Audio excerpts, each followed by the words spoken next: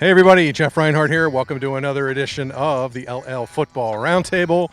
Week 3. Where's the time going? We're flying. Thanks again to our sponsor, Bobby Ray Hall Lexus. Made the trip Lebanon County way. We're at Elco this week. Big game for the Raiders. They're up on the hill to take on Columbia, an old section foe. Non-league this time around. Last week of full non-league games this week. 28 games on the slate. Another busy week.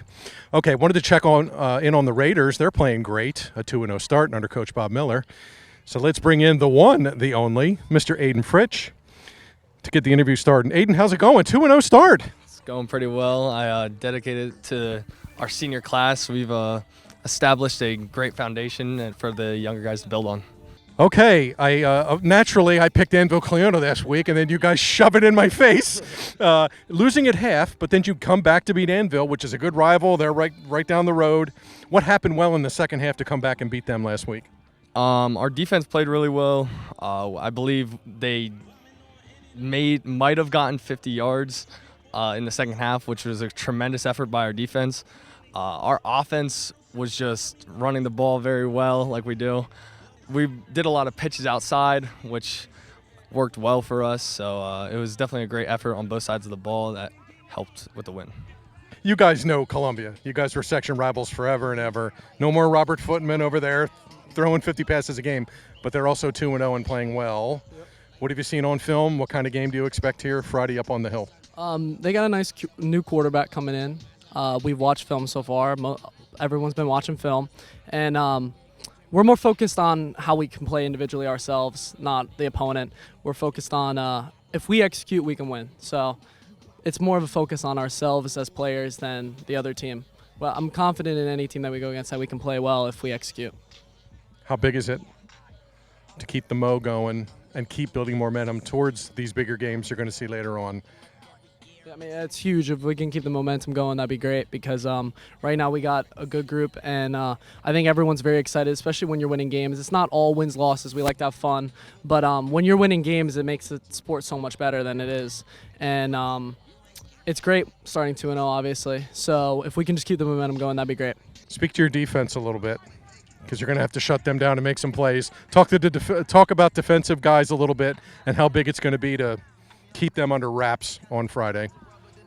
Well, I think that our defense is looking stellar coming out of the Anvil game. We had a few slip-ups at times, but other than that, there are mistakes that can be corrected this week, and I think we're going to be ready to go Columbia.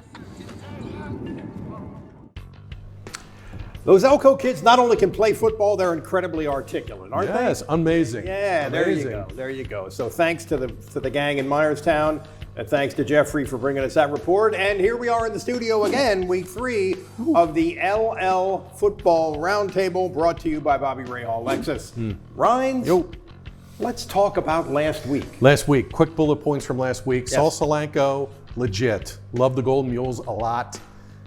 Beat Calico 21-7.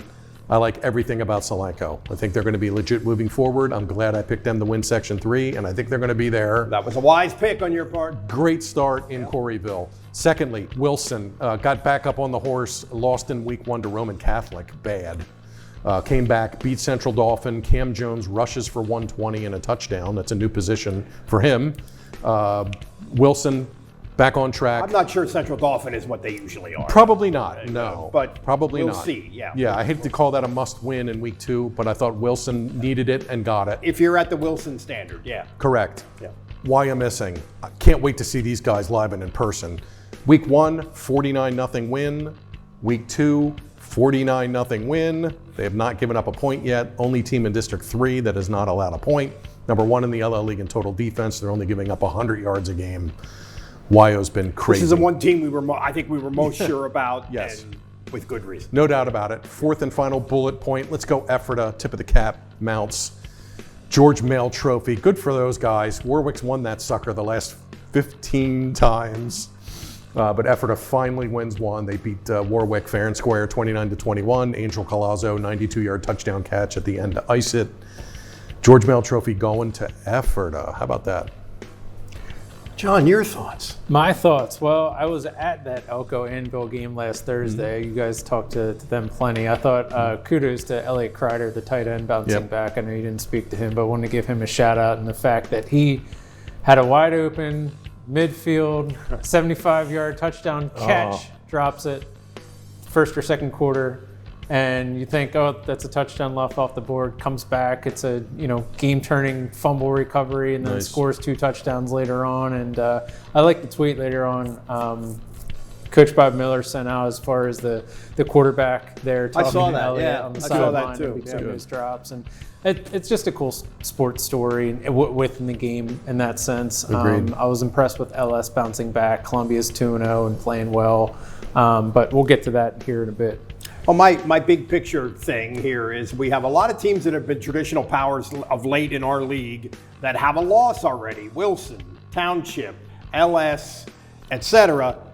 The teams that are 2-0 are teams that, Calico, Elizabethtown, Garden Spot, Cedar Crest, Elco, Lancaster Catholic, Ephrata. These teams are kind of not teams that we think of as powers, but they're off to really intriguing starts, I think, and this season feels a little different to me from the last couple from that standpoint. So, it's only 2 weeks, and I don't want to go nuts about that, but it's pretty interesting. I think that's pretty interesting. Agreed. And really a good win for Elco because they sort of kept this very explosive offense somewhat in tracks. And I'll be honest, if we're talking about Elco, midway third quarter, I'm looking at the scoreboard. They're down, 19-7? Yeah. Anvil's about to score, make it 26-7. And then I went on Max Preps, and I'm pulling up the Elco schedule, and I'm like, man, I don't know when they're going to win a game again. That's And then right. they come back and win. I'm like, oh, they're fine. They're one of these teams that's in Section 4.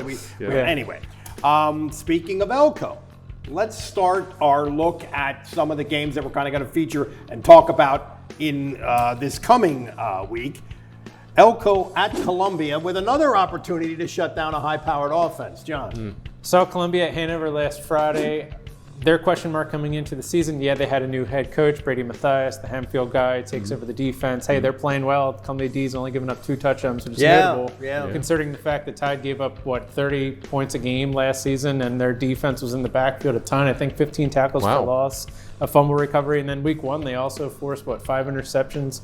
Forget who that one was over. But anyway, the defense is playing well, so I think that's going to keep them in this game regardless. The Columbia offense can put up points. My only question mark for the Columbia offense at this point is if they can run the ball. A lot of their stuff there's no slight to them. They're using the skills that they have. A lot of their stuff reminds me of the Penn State offense from last season in terms of, okay, not much run up the middle, so let's kind of do some trickeration stuff.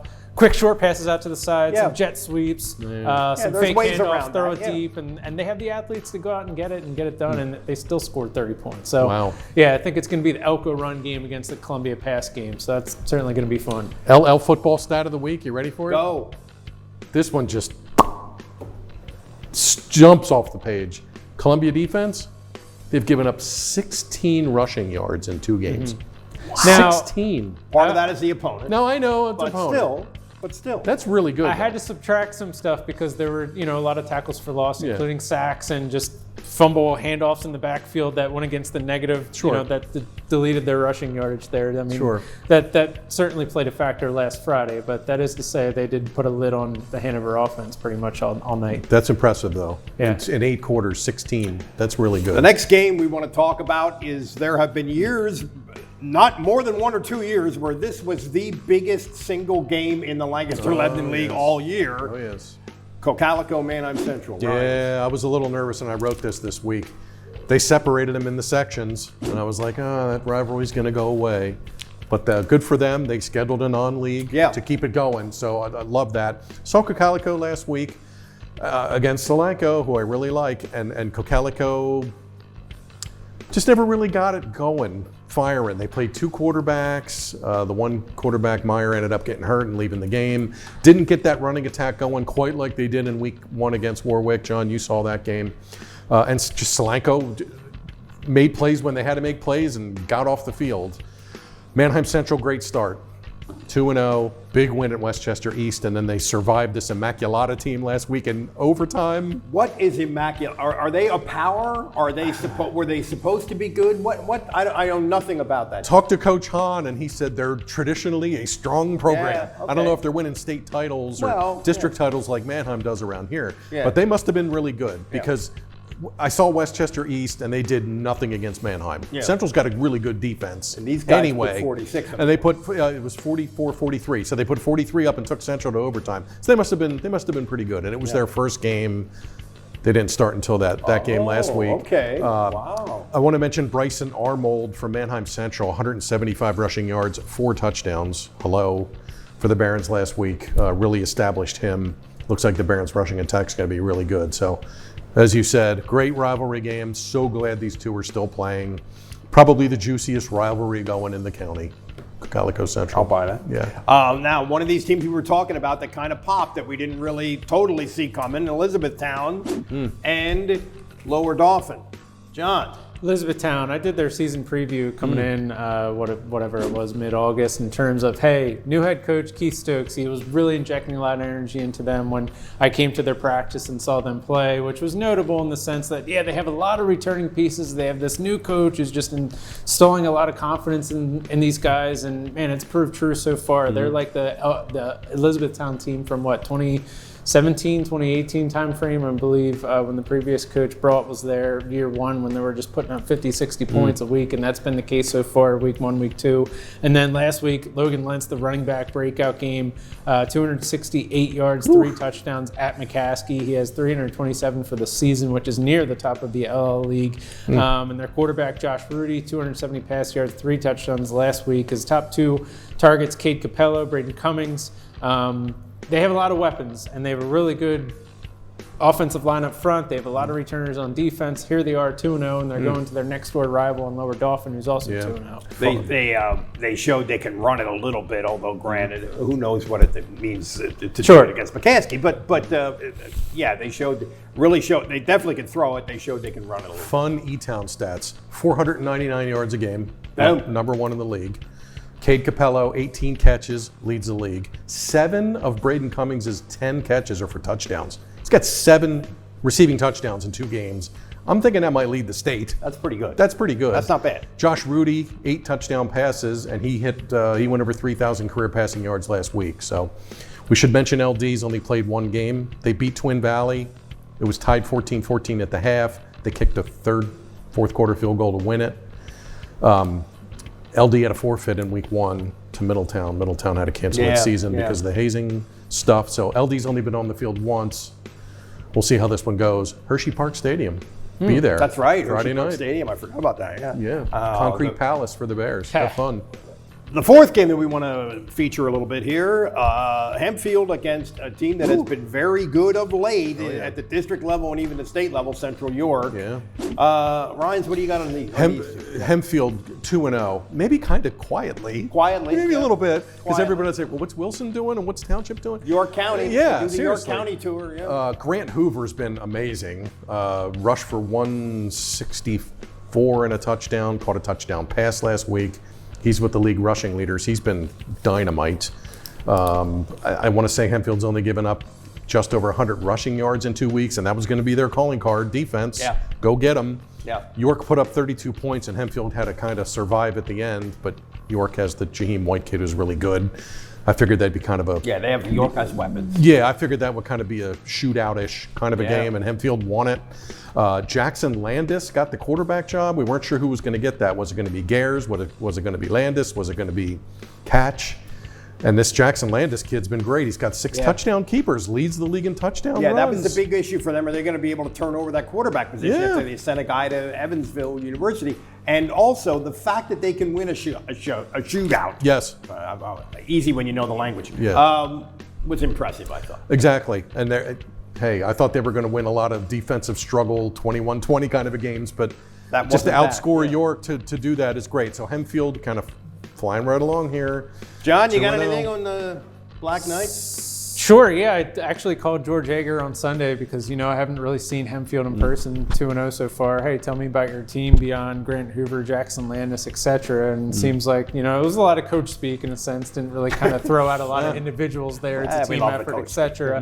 But I did ask him in a sense, like, here's Hempfield winning that big district playoff game last year. I think it was quarterfinal, semifinal, what have you. And CDs. 2-0, and now we expect, Hempfield's top of Section 1, like with Wilsons and Townships. That wasn't the case just 3 years ago. So what'd you do? And he talked about a lot of copying Wilson and Manheim Township in terms of off-season.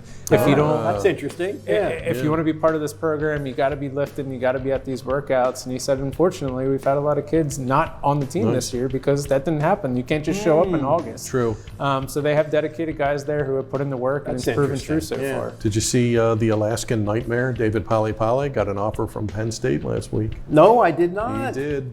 Oh my goodness. He did. So he's got I'll have to offers take from note of that. Yeah. Penn State, Temple, and Louisville. And for what it's worth, I asked Edgar, is it too early yet? It was Sunday evening. Is it too early yet to tell me about Central York? And he was like, well, no, but it's Central York, such a good team. And then he gives me a lot of coach speak. You have to go out there and win. You got to make plays. You have to be balanced on offense. Can't have turnovers.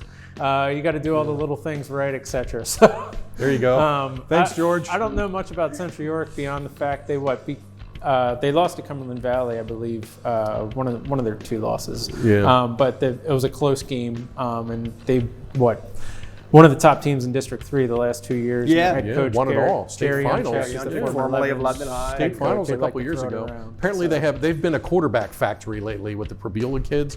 Now they have a running back apparently, Jules Goff, who's supposed to be really good. I think he's an underclassman. Jules Goff, I think that he's a name. blue chipper kind of a kid. So Hempfield's going to have to play some rush D as usual. They've been up to it so far. Week 3 is on deck. Week 4 will be back in the league. That's when the league. We'll be talking about section league openers. games and league matchups and league standings and all that stuff. One more week of a gazillion non-league games, and then we go.